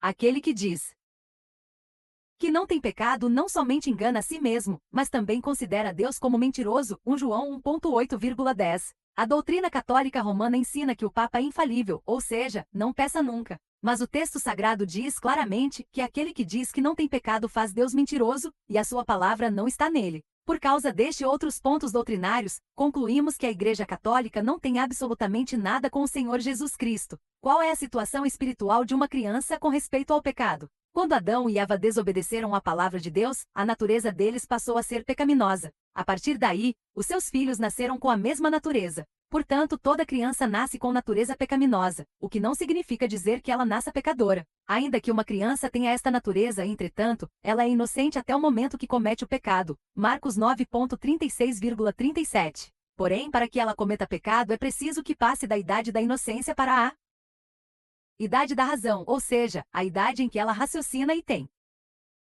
capacidade para escolher entre o bem e o mal. É importante frisar que o pecado é cometido individualmente. Ninguém pode pecar no lugar de outrem. Os pais não podem pecar pelos filhos, nem os filhos pecar pelos pais. Cada um peça por si mesmo e recebe o castigo pelo seu próprio pecado. Ezequiel 18.4,20. Sendo o pecado basicamente a rebelião contra Deus, quem foi que deu origem ao pecado? Satanás. O pecado não existia até o dia em que se achou iniquidade nele. Ezequiel 28.15. Portanto, ele é o pai do pecado. O João 3.8. Assim como ele é o pai da mentira. João 8.44. Qual a diferença em relação ao pecado entre o pecador e o servo do Senhor Jesus Cristo? O pecador é aquele que vive no pecado, pois é escravo dele. João 8.34. Tito 3.3. Já o servo do Senhor Jesus, embora cometa pecados, mesmo assim não vive pecando. João 1 de agosto de 10. A grande vantagem do servo de Deus é que o seu pecado sempre é perdoado, mediante sua confissão sincera. João 1.9. Além disso, o pecador sente satisfação no pecado, enquanto o servo de Deus o odeia. Arrependimento. O que significa arrependimento? Arrependimento é o sentimento de pesar por faltas cometidas, acompanhado por uma mudança de atitude. Em relação a Deus, o arrependimento tem que ser seguido da conversão do caminho de pecado. Isto significa dizer que sem uma mudança de comportamento não pode haver arrependimento. O sentimento de tristeza apenas não caracteriza o arrependimento. Ele tem que ser seguido de atitudes que comprovem o pesar pela falta cometida. Este era o arrependimento pregado por João Batista, Mateus 3.2 por Jesus, Mateus 4.17, Lucas 5.32 e pelos apóstolos, Atos 2.38, 8.22, 11.18, 2 Pedro 3.9. É interessante notar que o Senhor Jesus, tão logo tomou conhecimento da prisão de João Batista, Mateus 4.12, voltou para Galiléia e deu continuidade à pregação dele, Mateus 4.17. Há alguma referência a respeito da pregação sobre o arrependimento no Antigo Testamento? É claro que sim. O arrependimento é a condição para a raça humana ter acesso a Deus. Os profetas que viveram sob a antiga aliança, basicamente tinham na mensagem profética o arrependimento. 2 Crônicas 7.14, Jeremias 18.8, Ezequiel 18.21, Joel 2.12,13, Malaquias 3.7. Quais são os 3 passos necessários para o arrependimento? Primeiro, ninguém pode se arrepender sem que antes reconheça o seu pecado. O servo do Senhor Jesus, por exemplo, só pode se arrepender do pecado cometido quando reconhece que pecou. O Espírito Santo é quem o convence do pecado, João 16.8. Com relação ao pecador, ele precisa tomar conhecimento, através da pregação da palavra de Deus, que está perdido nos seus delitos e pecados. Precisa se converter dos seus maus caminhos e aceitar o perdão gratuito de Deus, através da aceitação de Jesus Cristo como Senhor e Salvador. Segundo, após a pessoa reconhecer o seu pecado, ela tem que imediatamente abandoná-lo. Terceiro, depois de reconhecer o pecado e abandoná-lo, a pessoa tem que odiá-lo. O que significam frutos dignos de arrependimento, conforme a pregação de João Batista em Mateus 3.8? O arrependimento genuíno será acompanhado pelo fruto de justiça. Mateus 23.23, Lucas 3.1014, Atos 26.20. A verdade é que a fé que salva é a fé acompanhada de atitudes de sacrifícios, e não a fé sem obras ou fé teórica. A salvação oferecida por Deus é gratuita, mas a sua manutenção tem um preço alto. A pessoa convertida ao Senhor Jesus é aquela que renuncia ou sacrifica o senhorio de si mesma para se tornar serva do Senhor. E para manter essa condição de serva, precisa a cada dia martirizar a sua vontade e seus próprios desejos pecaminosos, em benefício de sua fé e comunhão com seu Senhor. Com respeito ao arrependimento, qual foi a ordem do Senhor Jesus aos servos? A sua ordem foi para que, em seu nome, se pregasse arrependimento para a remissão dos pecados a todas as nações, começando de Jerusalém. Lucas 24.47. O pregador que anuncia o evangelho de cura divina, libertação, prosperidade e salvação, sem o compromisso voluntário do pregador autêntico, servo do Senhor Jesus, obedecendo sempre a sua palavra, está pregando um falso evangelho. Por essa razão, a maioria das pessoas que fazem parte da igreja são nascidas da carne, pois aderiram ao evangelho de bênçãos, descompromissado com o sacrifício da obediência à palavra de Deus. O verdadeiro arrependimento inclui o abandono total do pecado. Quem já passou pela experiência do novo nascimento, provou o dom celestial e se tornou participante do Espírito Santo pode perder a salvação, por não alcançar mais arrependimento? É claro que sim. O autor da Epístola aos Hebreus, dirigido pelo Espírito Santo, afirma: é impossível, pois que aqueles que uma vez foram iluminados e provaram o dom celestial, e se tornaram participantes do Espírito Santo e provaram a boa palavra de Deus e os poderes do mundo vindouro, e caíram, sim, é impossível outra vez renová-los para arrependimento, visto que de novo, estão crucificando para si mesmos o Filho de Deus e expondo-o à ignomínia. Hebreus 6.4. 6 Quem pode produzir em nós o arrependimento? É o próprio Deus, né?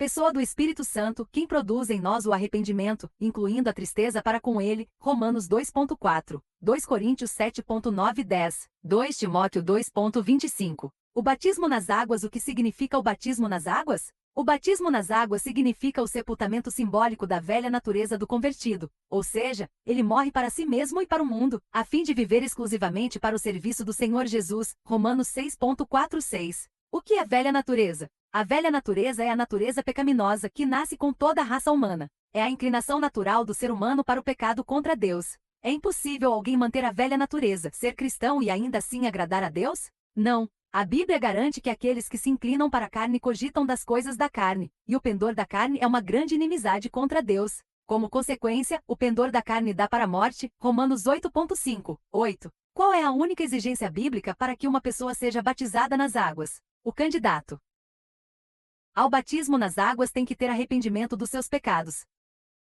e aceitar o Senhor Jesus como Senhor da sua vida. O que tem que acontecer com a pessoa após o seu batismo nas águas? Imediatamente depois do seu sepultamento pelo batismo nas águas, a pessoa precisa passar a viver em novidade de vida, Romanos 6.4. Precisa deixar, por exemplo, de ser temperamental ou geniosa, tendo seu caráter radicalmente transformado, dando lugar ao caráter de Deus, ou seja, precisa ser uma pessoa pacífica, inimiga de contendas. É a partir do batismo nas águas que a pessoa passa a ter capacidade de perdoar os ofensores, amar os seus inimigos e até orar por eles. O que uma pessoa deve fazer se o seu mau gênio não foi transformado, mesmo tendo se batizado nas águas? O verdadeiro batismo nas águas faz a pessoa viver em novidade de vida, porque antes dela se batizar, ela se arrependeu dos seus pecados. Quando, porém, a pessoa é batizada sem ter se arrependido dos seus pecados, o seu batismo não efetua o milagre da novidade de vida. Ela entrou pecadora seca nas águas e saiu uma pecadora molhada. Consequentemente, o seu batismo não aconteceu. O candidato ao batismo nas águas deve ter consciência da necessidade de um arrependimento sincero dos seus pecados. Do contrário, pode entrar nas águas batismais tantas vezes quantas quiser, mas nunca terá efeito espiritual. Temos sugerido às pessoas, incluindo aquelas que já passaram pelas águas batismais, que confessem os seus pecados e se arrependam deles antes de participarem do próximo batismo nas águas. Marcos 16.16. Por que a Bíblia não ensina o batismo nas águas para as crianças? O batismo nas águas é uma cerimônia apenas para os arrependidos dos seus pecados. Uma criança inocente não tem pecado, consequentemente ela não tem nada do que se arrepender. O Senhor Jesus disse que o reino de Deus é das crianças. Marcos 10.13,14, Lucas 18.15,16. A Igreja Universal não batiza crianças, porém tem-nas consagrado a Deus, da mesma forma como foi o Senhor Jesus, quando tinha 8 dias de nascido. Lucas 2.22,23.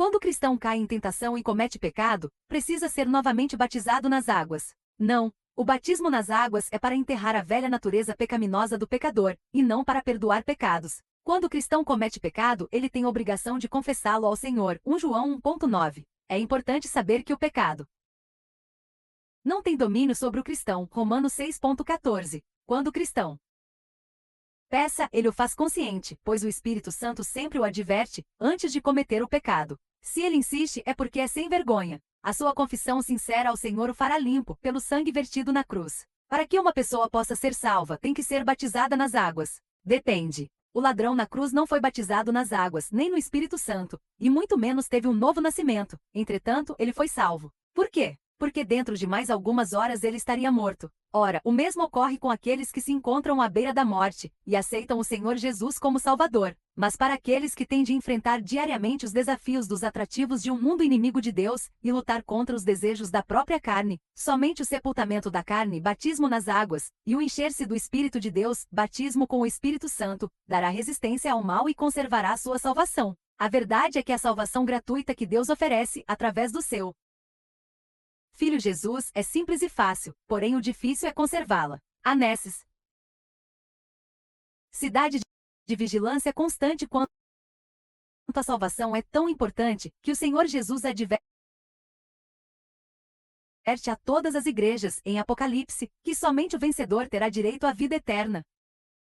A fé é o que é fé. A Bíblia define fé como uma certeza absoluta, Hebreus 11.1, a certeza da existência de Deus, da criação de todas as coisas por ele e especialmente do seu plano de resgate para a raça humana, através do sacrifício de seu próprio Filho Jesus Cristo, são pontos básicos para uma fé bíblica funcional e salvadora. O fato é que o ser humano vive num mundo materialista, enquanto Deus é espírito, João 4.24, e vive no mundo espiritual. A fé se torna o único canal de ligação entre o ser material e o ser espiritual. Por isso mesmo, sem fé é impossível agradar a Deus, ou mesmo se aproximar dele, Hebreus 11.6, 10.19 e 22. Além disso, a fé bíblica é um dom de Deus, para ser usada para a glória do seu Filho Jesus. Quando alguém toma uma atitude de fé, é o próprio Deus, na pessoa do Espírito Santo, agindo dentro dela. Quais são os dois tipos de fé? A fé natural e a fé sobrenatural. A natural é uma certeza que naturalmente nasce com todo ser humano. É ela, por exemplo, que estimula a humanidade a semear para colher. Ela independe de religião, uma vez que nasce juntamente com a vida e funciona de acordo com as leis naturais fixadas por Deus. Já a fé sobrenatural é uma certeza absoluta, independente da razão, e vem da parte de Deus sobre os humildes de espírito que aceitam a sua palavra. É justamente a qualidade de fé que agrada a Deus e que torna possível o milagre. É o poder de Deus que opera nos seus filhos. Como funciona a fé sobrenatural? A fé sobrenatural, ou bíblica, é sempre acompanhada pelo sacrifício. Essa qualidade de fé foi primeiramente executada pelo próprio Deus Pai, quando sacrificou seu único filho, para salvar aqueles que o aceitam como Senhor e Salvador. Da mesma forma pela qual ele usou a fé aliada ao sacrifício, também todos os que nele creem têm o dever de imitá-lo, para sua própria salvação. Assim, quando aceitamos pela fé o Senhor Jesus como nosso Senhor e Salvador, temos a obrigação de tomar a nossa cruz, que é o sacrifício de nós mesmos, e segui-lo, dia após dia. Mateus 10.38, 39, 16.24,25, Marcos 8.34,35, Lucas 9.23,24,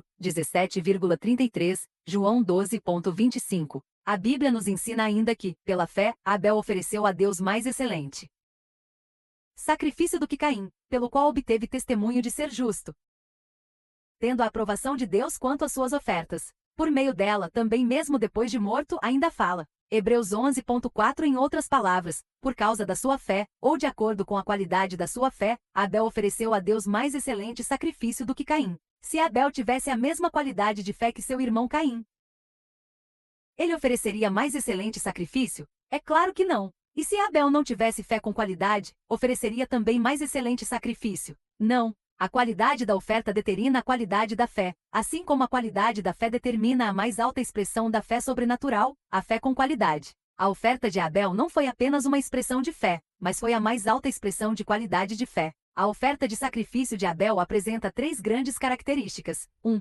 Por causa da sua oferta, Abel obteve o testemunho de ser justo. Isto é, a sua oferta de sacrifício mostrou a qualidade de sua fé, que por sua vez o tornou justo, ou seja, sem pecado diante de Deus. 2. As suas ofertas foram aprovadas por Deus. 3. Mesmo depois de morto, Abel ainda fala por meio de sua oferta. Foi a sua oferta de sacrifício que o justificou diante de Deus? Absolutamente não. Mas a qualidade de fé que a sua oferta de sacrifício mostrou, quer dizer, sua oferta de sacrifício é que deu, e ainda dá, testemunho da sua fé. Pois mesmo depois de morto, por meio da oferta de sacrifício, ele ainda fala. Ora, é justamente essa qualidade de fé que salva, liberta, próspera, enfim, faz tornar possível o impossível na vida de quem realmente crê na grandeza de Deus. Porque a oferta está sempre relacionada com a fé. A oferta é uma expressão de fé, é ela que aproxima o homem de Deus. Levítico 1.3.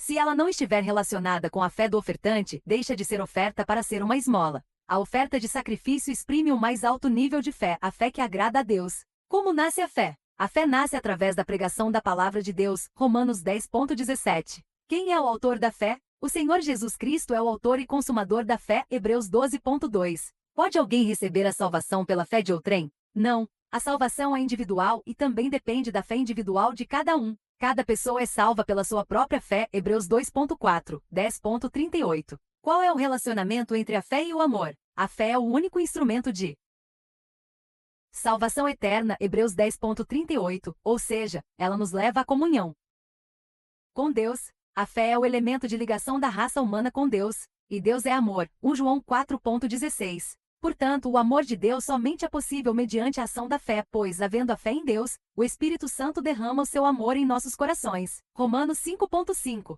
Podemos dizer que fé é o que dá origem ao verdadeiro amor. Efésios 1,15, 3,17, Filipenses 3,9, 1 Tessalonicenses 3,6. Quais são os maiores inimigos da fé? O pecado, a dúvida, a incerteza, a preocupação, o medo e a ansiedade são seus maiores inimigos. O pecado, por exemplo, gera dúvida. A preocupação e a ansiedade caracterizam a falta da fé sobrenatural. Qual é o grande segredo das conquistas pela fé? Como a dúvida impede a ação da fé, então, o segredo de se viver e conquistar pela fé é manter boa consciência, ou consciência pura. 1 Timóteo 1,18, 19. De fato, para se manter uma fé pura é necessário que haja uma verdadeira guerra íntima contra a dúvida, a incerteza, a preocupação, o medo e a ansiedade, que sempre estão tentando penetrar no coração do servo de Deus. Paulo chama esse conflito íntimo de o bom combate da fé. 1 Timóteo 6,12. O grande segredo do sucesso pela fé não está no tamanho dela, Lucas 17,6, mas sim na sua pureza e qualidade. Quando a fé tem qualidade e é pura, poderíamos até compará-la, num sentido bem limitado, ao dinheiro. Com o dinheiro, qualquer um tem acesso a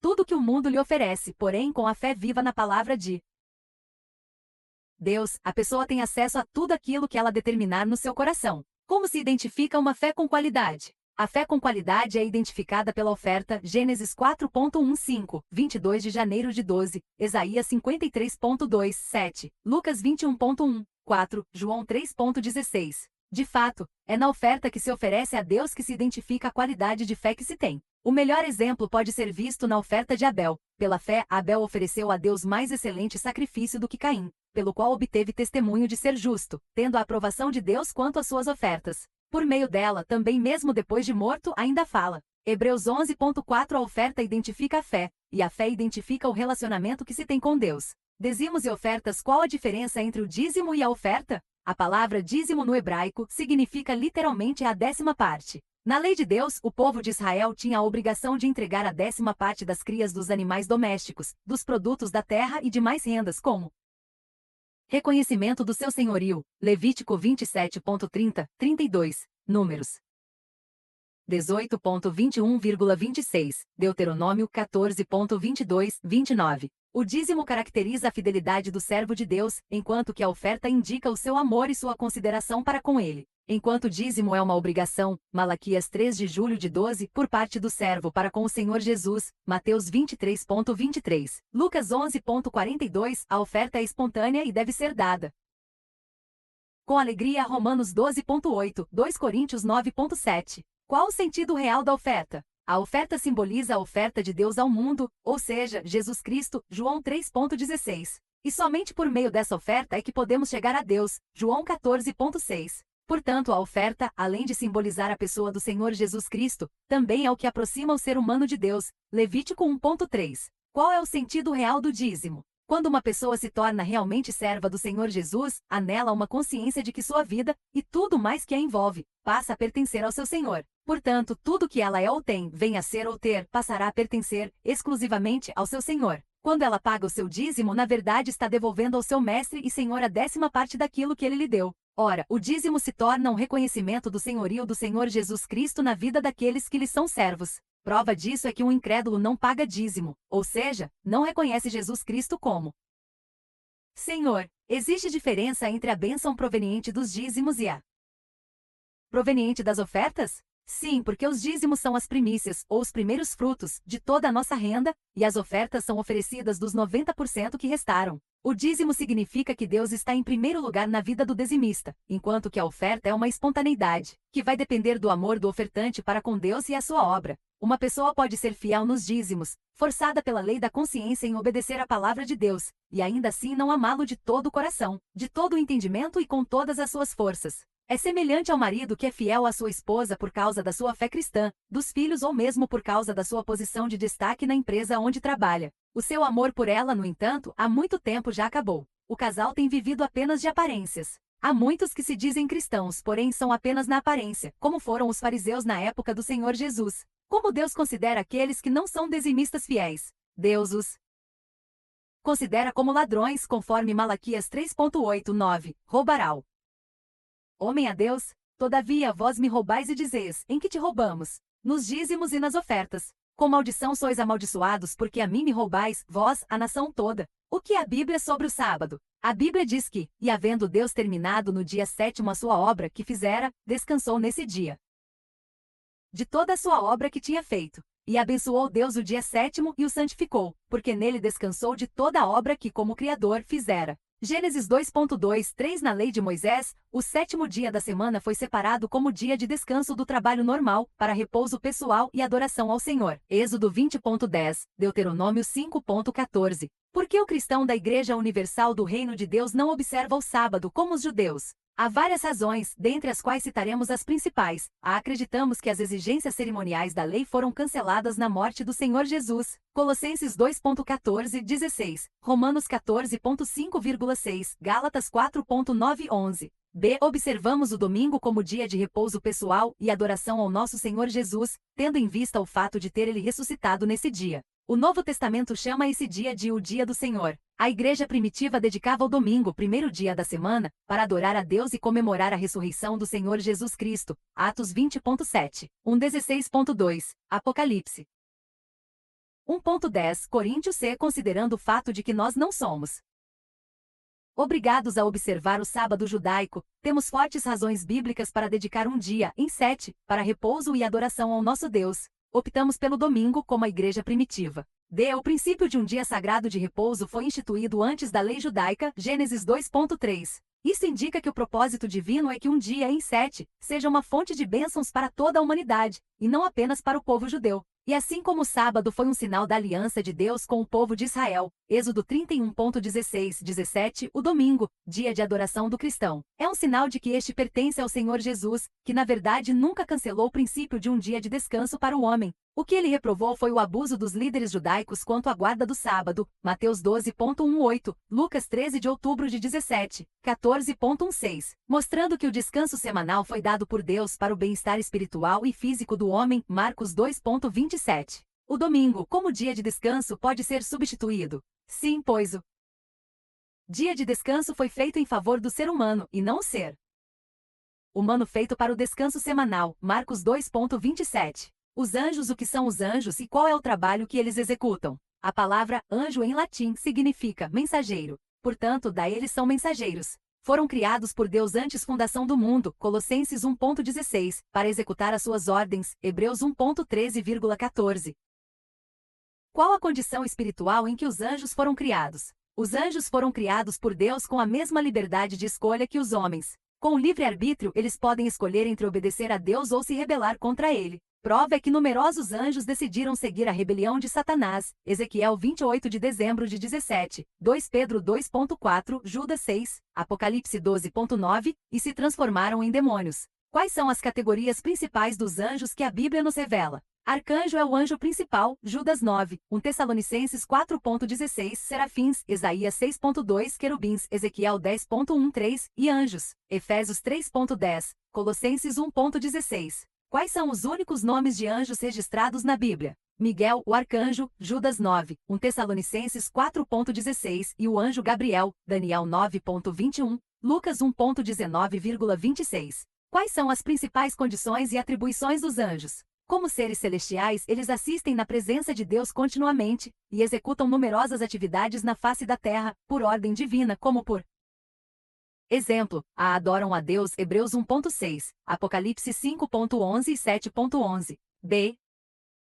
Cumprem a vontade de Deus, Números 22.22, Salmos 103.20. C. Veem a face de Deus, Mateus 18.10. D. São submissos ao Senhor Jesus Cristo, 1 Pedro 3.22. E são superiores aos seres humanos, Hebreus 2.6-7. F. Habitam no céu, Marcos 13.32, Gálatas 1.8. G. Não se casam, Mateus 22.30. H. Não podem morrer, Lucas 20.3436. E não podem ser adorados de maneira nenhuma, Colossenses 2.18, Apocalipse 19.9,10, 22.8-9. J. São conservos dos servos de Deus, Apocalipse 19.10. L. Regozijam-se pela conversão de cada pecador, Lucas 15.10. M. Trazem respostas de Deus, Daniel 9.23, Atos 10.4. N. Castigam os seus inimigos. 2 Reis 19.35, Atos 12.23, Apocalipse 14.17,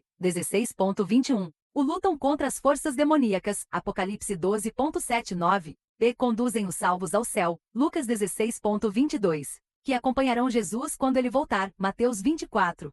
30,31, e estarão presentes no julgamento da raça humana. Lucas 12.89. Qual a diferença entre a obra do Espírito Santo e a obra dos seus anjos na Igreja? Cremos que enquanto o Espírito Santo atua no interior do cristão, inspirando-lhe a sua vontade, os anjos atuam na parte exterior dos cristãos, que fogem do mal, protegendo-os. Salmos 34.7. 91.11,12, Daniel 6.22, Atos 12 de julho de 10. Qual o trabalho mais importante dos anjos na terra? Os anjos realizam inumeráveis obras na face da terra, porém a mais importante diz respeito à obra de salvação pela fé no Senhor Jesus Cristo. Mateus 1.20-24, 2.13, 28.2, Lucas 1.1120,26 e 38, Atos 1.10, Apocalipse 14.6, 7.